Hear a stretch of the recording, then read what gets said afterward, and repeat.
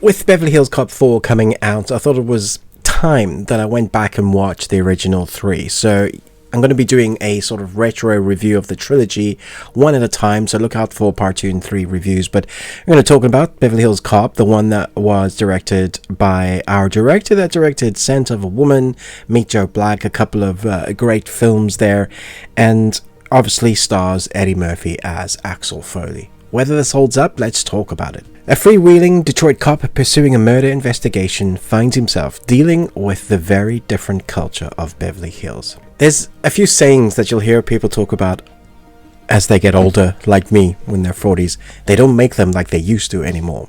That is one of them. And this is quintessential 80s. I believe this is 84.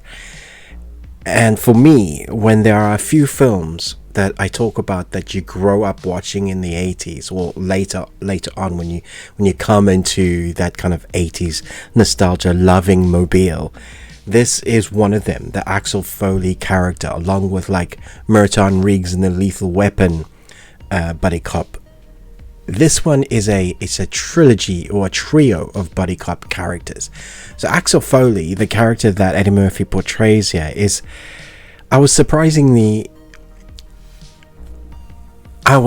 at how lovable the character still is. I was also surprised at how well this film holds up, because it's old, and it is now. We have to just face the fact that the 80s is old.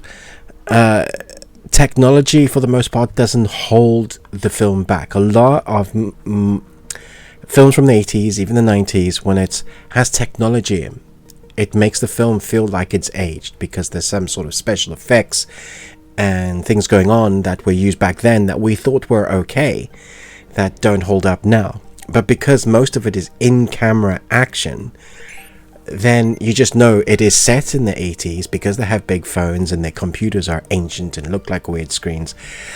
But everything else, the chases in camera, the explosions, is all practical.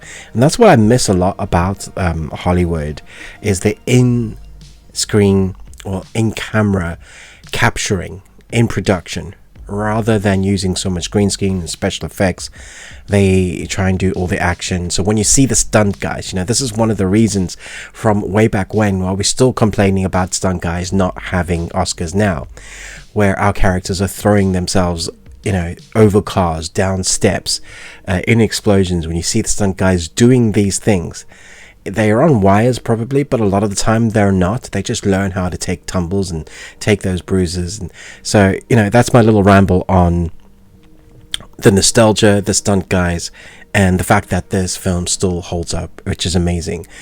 And that's big because of the three that are our main protagonists. Axel Foley's character ends up annoying two other amazing actors. We have Judge Reinhold as Deputy Billy Rosewood, who in this one is a very kind of green-nosed cop, and he's very kind of scared of his own shadow, almost wanting to take on more as a cop, wanting to be more as a cop. And I found that to be the case for most of the cops. They're held back by, I guess, the law in some circumstances, but they're very to the T, very on the nose. And here comes this wisecracking, wheeler-dealing, a funny cop from Detroit who kind of doesn't quite break the lines, but bends them massively to get the job done. And they don't know quite what to do with him. So they bump heads a little bit, but also he seems like he's a genuinely good guy. And when he could rat them out or, put them under the bus, he doesn't. He sticks together, because cops should stick together. So we have this amazing, interesting duo with Judge Reinhold and Eddie Murphy, Alex Foley and Deputy Billy Rosewood. Their camaraderie is interesting. But then you have the third one with John Astin playing Sergeant Taggart. And he is straight-laced, super serious, doesn't like Axel. It takes a while for them to work together as this trio, for Eddie Murphy's character, Axel Foley, to kind of win them around. And eventually, of course, he does. And so you can't help but like the team, because they all have their own eccentricities as cops. They're all different. Eddie Murphy is obviously classed as a really intelligent detective that doesn't do well with authority. We've seen those time and time again from the 80s, and we have the two that are on the nose with authority but want to step out and do more. And so them three together taking on a case that's very close and dear to Alex Foley's heart, because it's his, I guess, one of his best friends growing up, who's always been on the other side of the law. Eddie Murphy's character, Alex Foley, was just lucky enough to become a cop and get away from that lifestyle. And so he comes to visit his long lost friend Jimmy Summers, who is also a friend of his best friends that they lost to a violent gun shooting, and he's on the case, and just so happens to be that everything is going to take place in Beverly Hills. So we have an initial action scene that kind of sets up what Alex Foley's character is like, and then we get the rest of the film that is, you know, mostly in camera in Beverly Hills.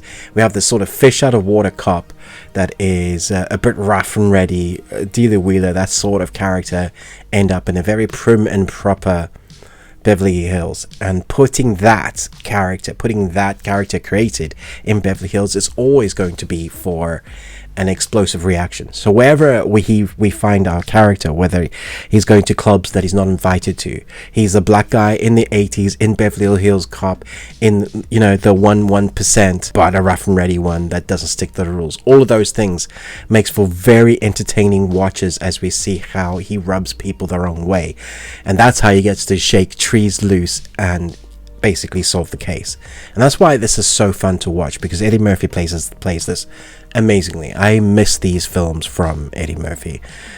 I think that the character that he managed to create, in my mind it was almost cheesy and over the top, but going back and watching it again, the laugh was just really part of his character, and he was a genuinely good bloke, a good cop, wanting to do the right thing by his best friends, and he will, even at the expense of his own police department's expense or his own job, he will do the right thing. And so he has this happy-go-lucky, full of life character that is exuberant, but if you push him too far, you'll see that smile drop. It's such an interesting character that he created, far more in depth and has far more heart than I remembered it. Yeah, I'm not like in tears or, you know, but I was invested in the character and wanting them to find out again. You know, it's been over 20 years since I'd seen it. I was meant to go back and watch it again, but it's just one of those that was like, yeah, that was fairly good. But I'd forgotten, honestly, how good the story was, how entertaining it was. And obviously a big part of the success, not just Eddie Murphy, but was that classic score, that beat, dum dum dum dum dum dum dum. That beat, if you're from the 80s or later, if you know the trilogy, you know the score, it's Eddie Murphy, and that kind of score that comes in that really plays part and parcel as to what this character is. You know, having score beats that are characters, you think of Superman, Jurassic Park, all of those really make the character of a film and are characters of themselves, and that is very true about this. So it doesn't outstay its welcome. It looks fantastic still, even though it is set in 84. The score is incredible. The acting is a lot of fun. There are a few moments that are a bit cheesy and dated because of the time in 84. We just don't edit like that anymore. We don't act like that anymore. And there are a few moments like that I thought, but other than that, and stuff that you can't say anymore, stuff that you can't do anymore because of the time we live in now, these are the films that people say they don't make them like that anymore. And I think if it's been a while, give this a go. Go back and watch the trilogy. I'm going to be talking about number 2 and 3, so look out for those reviews. But I still think this holds up really well. It's a great film. I'm going to give it 4.5 Nicolas Cages out of 5. You got one. A retro review. I'm surprised that it holds up so well. How good is your Eddie Murphy laugh? No, I used to be better at it. Nope, try again. Let me know if you think that laugh was okay. Looking forward to your comments down below. Which is your favorite part or character in this trilogy series? Look out for Beverly Hills Cop 2 review coming soon. Thanks so much for watching, but most of all, until next time, remember, live long and Tuesday.